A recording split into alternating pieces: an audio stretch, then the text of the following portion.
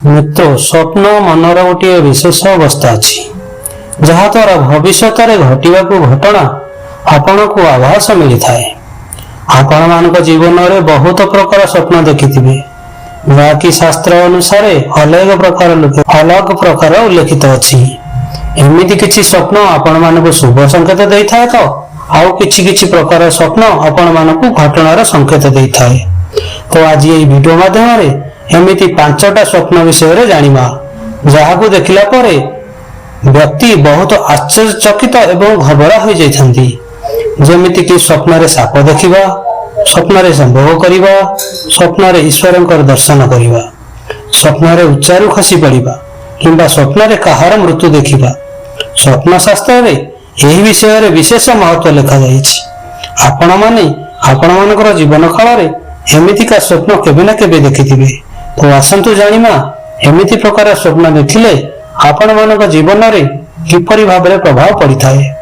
किंतु ए वीडियो को आपण मानक आगो को बढ़िबा को हेले आपण माने जदि हमर चैनल को सब्सक्राइब करि नाहंती तो चैनल को सब्सक्राइब कर दियंतु एवं बेल आइकन को जरूर दबाନ୍ତୁ दोस्तों।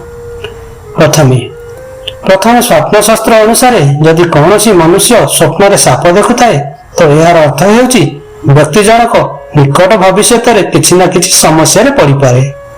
किंतु यदि व्यक्ति जनक साप कामुड़िबार स्वप्न देखे तो यदि व्यक्ति साप कामुड़िबार स्वप्न देखे तो यह एही कथा को संकेत देइथा कि व्यक्ति बहुत गंभीर रोग रे पड़ी पारंती किंबा कौनसी प्रकार संकट आसी पारे। द्वितीय नंबर संग माने एमिति प्रकार कौनसी पति पत्नी आपण मानकर स्वप्न रे संभोग करिवार देखुछन तो यह अर्थ शास्त्र रे बता जायछि कि पति पत्नी का जीवन बहुत बढ़िया हस खुशी भाव चालू अच्छी संग माने। 3 नंबर रे आमे देखिबा आगर व्यक्ति जनक भगवान को स्वप्न रे देखे तो यार अर्थ होची भगवान व्यक्ति को ईश्वरंकर भक्ति रे चलीबाकू संकेत देउछंती। आजिकाली विलासपूर्ण जीवन यापन रे व्यक्ति ईश्वर को पूजिबार समय ही भूली जाइथांती एवं गलत रास्ता रे चली जाइथांती। 4 नंबर स्वप्नर उत्तर देखिए सांग माने ठीक एमिति प्रकार यदि व्यक्ति स्वप्न रे कौनसी उच्चा जगह खसी पड़िबार स्वप्न देखुथांती किंबा स्वप्न शास्त्र अनुसार यह अशुभ संकेत देइथाए।